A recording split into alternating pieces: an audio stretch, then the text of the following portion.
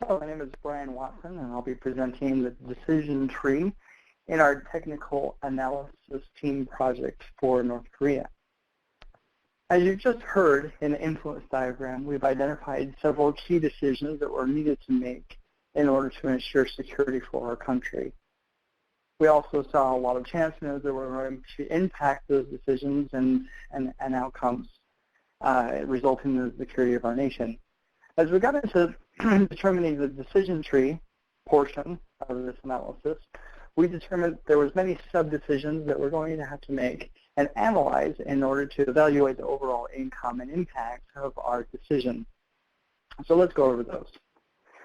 With the option of going to war, we determined that there were three main sub-alternatives that we could choose from: preemptive strike, or the United States surprising our enemy, North Korea, and going in without any warning to take out nuclear weapons. Or with our allies, where we would work with our current set of allies in order to deal with the pressures and the needs that North Korea is facing us. And a proxy war, or enabling regional countries in order to deal with the threats and pressures of North Korea. The second major decision is statecraft. Within statecraft are the ability for the U.S. to impose negotiations or sanctions or pressure, or just kind of to work with other nations. We come up with three decisions or alternatives here. We can negotiate with North Korea, so this is directly U.S. with North Korea in order to come to some sort of terms. We can impose sanctions or embargoes upon the country in order to further stress their economy to drive them to some sort of action. Or we can use general appeasement, i.e. give them everything that they want in order to try to hope to increase current relations. The last one, which doesn't have any other kind of sub-alternatives to it, is the status quo, where we do nothing in hopes that some sort of change is going to happen without our influence to it. In coming up with the decision tree, we also had to put some values to our chance nodes here. So we have improving global relations, reducing nuclear weapons, and reducing loss of life. Now, as you can see, the most important one we have here is reducing nuclear weapons. That's 80. And this is a scale of 1 to 100. So we really view that the reason we're in this predicament, the reason we feel this is such a large topic in this day and age, is the fact that North Korea has and is continuing to test nuclear weapons. It's what keeps us up at night. It's the main thing that causes worry. So the causing security, or trying to get security for our nation, reducing nuclear weapons is the most important, or the highest value of these. Now, the second highest, is reducing loss of life. Now, we feel that the United States of America, is a very moral nation. We value the sanctity of life, and any chance that we have of not reducing or costing, the option that we have costing a life is viewed as very high. So the ability to reduce that loss of life is what we're doing here. Obviously, going to war is going to have almost a zero chance of reducing the overall loss of life, either ours, which probably we view as higher, or our enemies, or anybody's.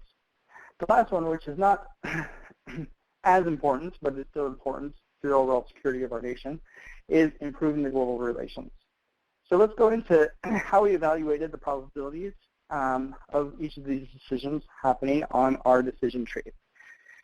So here you have our overall decision tree, and we'll get into the probabilities that we have with each of our decisions here.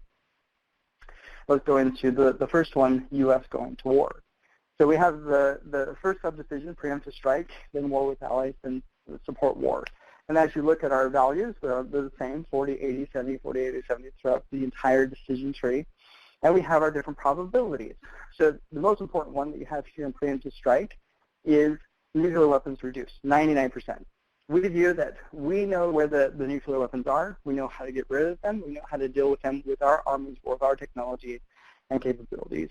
This has the highest chance of just overall reducing the nuclear weapons and kind of taking out North Korea's ability to threaten us with them. Obviously, we're not going to improve global relations. The U.S. doesn't act in a surprising or preemptive way as a generality. And this wouldn't go anyway. You know, the U.S. was started to be viewed as a more aggressive stance or aggressive base, and it might severely limit or impact the current allies and relations that we have. Obviously, it's not going to have any reduction in life, and that's a 0. Moving to the next one, war with allies. We have a little less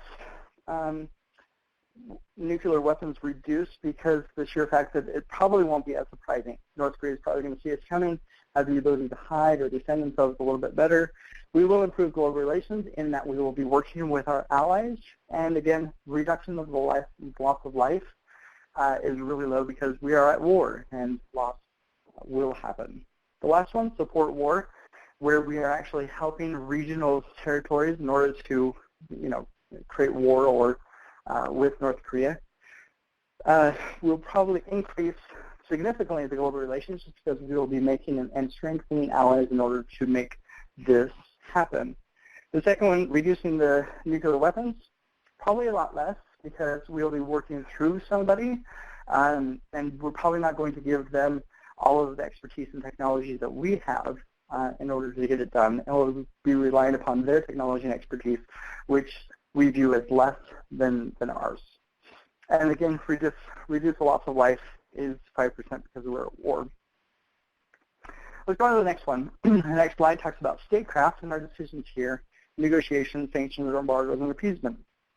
With negotiation, the U.S. negotiating with North Korea directly, we view that, you know, we're going to improve global relations because this is more what's expected of us to do. We are expected to kind of talk this out rather than fight it out. We're not going to reduce the nuclear weapons. I mean, there's still a chance, but not as high of a chance as war would, because North Korea has made it poignantly clear that they want to keep the nuclear weapons. As you can see with the sanctions or embargoes or appeasements, the nuclear weapons are not reduced at all or have a greater amount of reduction, as is kind of the increase in improved global relations and reduce the loss of life. We have a less chance of losing life because we're not at war. It's still a high chance that it might happen or war might result because of these actions, but we are not the one instigating the war. The last one here is continuing with the status quo.